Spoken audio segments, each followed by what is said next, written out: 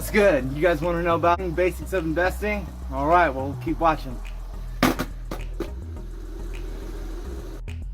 So, you want to learn the basics of investing? Well, before any of that, you need to know why you're investing.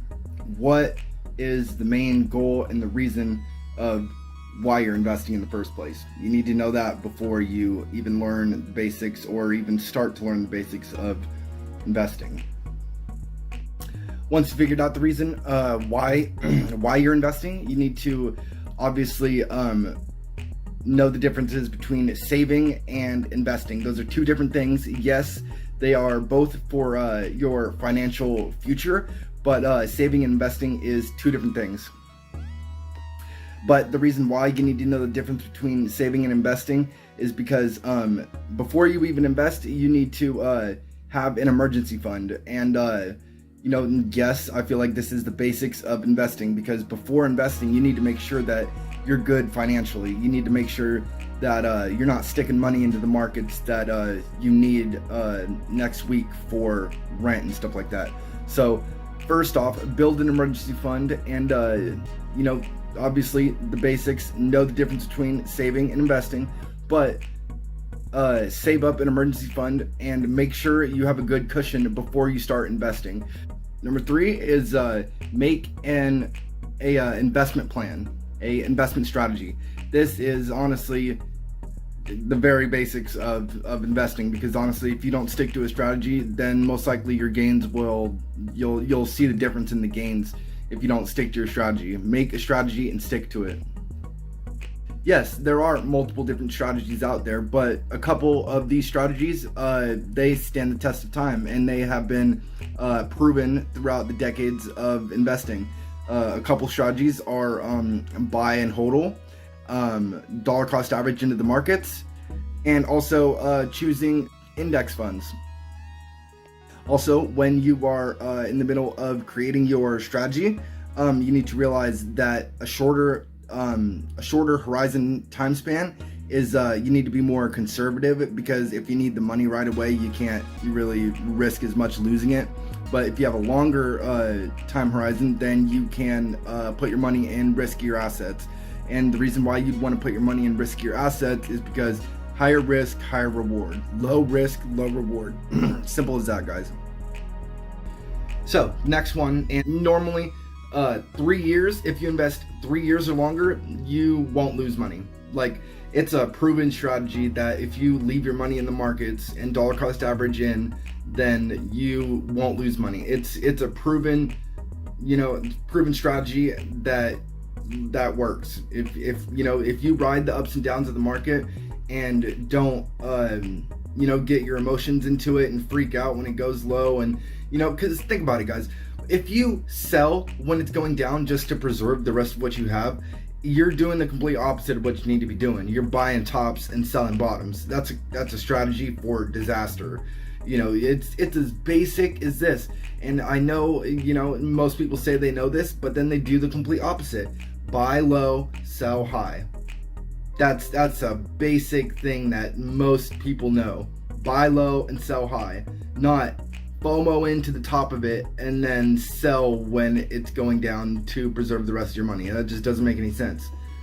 But yes, honestly, it comes with experience. You need to hodl when it goes down. But yeah, guys, invest for the long term. Invest for the long term, because 3 years plus, you most likely won't lose money. And on top of that, when you do invest for 3 years plus, you take advantage of compound interest. And this is, what they say, compound interest is the eighth wonder of the world. And honestly, your best friend, just like a dog. You know what I mean? Like, compound interest in time, compound interest with time is your best friend, guys. And you only can take advantage of compound interest with a long time horizon. After the fact, you know that you are investing for the long term, be diversified. Don't put all your eggs in one basket. You don't want to stick all your money in Dogecoin and then have Dogecoin drop like it did recently. Yes, of course, hodl, don't sell, whatever. But you need to be diversified. Have some in crypto, have some in stocks, have some in dividend paying stocks, or if you don't want to mess with the stock market, pick other coins. Put some in Bitcoin, put some in Ethereum, put some in Dogecoin like you wanted, put some in AMC, put some in GME, GameStop. You just don't want all your eggs in one basket.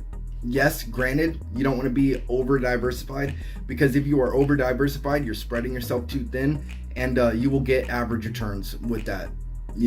So what you want to do is, yes, diversify, but then don't over diversify, because in reality, if you have, let's say you only have 20% of your money in Ethereum and it goes up to $5,000, well, you're not gonna have as much gains as if you were to have 35-40% in that specific coin. So diversify, yes, be diversified, but don't overstretch yourself and wear yourself thin after you diversify. And honestly, this isn't right after, but down the road, after the fact you've been investing for a little bit, you need to rebalance and reinvest your portfolio. Usually, rebalancing is just going back and selling some coins that like some altcoins or whatever that haven't been doing as good, or just in general to sell those coins to buy more Bitcoin or something like that. Rebalancing your portfolio is healthy, and it should be done quarterly, like every 3 months, but I say do it once a month, honestly, just to to stay on top of it. I think every 3 months is it's a little outdated, and so rebalance and reinvest your portfolio from time to time. And the last one I got for you is use tax advantage accounts, Roth IRAs, 401ks, stuff like that, because you will save a lot of money in taxes, and you can use that money that you're saving in taxes to reinvest. So take advantage of what's out there, guys. We have a lot of resources and stuff like that. We just need to use them, so But yeah, quick review of what we just went over.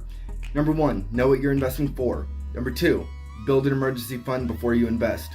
Number 3, make an investment strategy. Number 4, have the right reward and risk ratio when you're investing. Number 5, invest for the long term, 3 years plus. Number 6, be diversified. Don't put all your eggs in one basket, but also don't spread yourself too thin. Number 7, what was it? Number 7, rebalance and reinvest from time to time. My suggestion, once a month. And number 8 is, or I don't know if my numbers are right, but anyways, last one is use tax advantage accounts to your advantage. Use the resources that you got, guys. And honestly, this is kind of a little bonus one.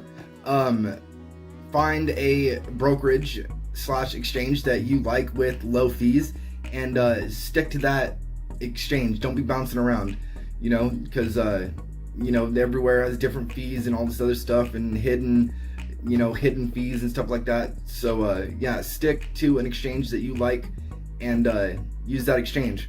So these are just a couple basic things that I thought would help, some basics of investing that I wished I knew when I first started. And I hope these investment tips have helped you in some way.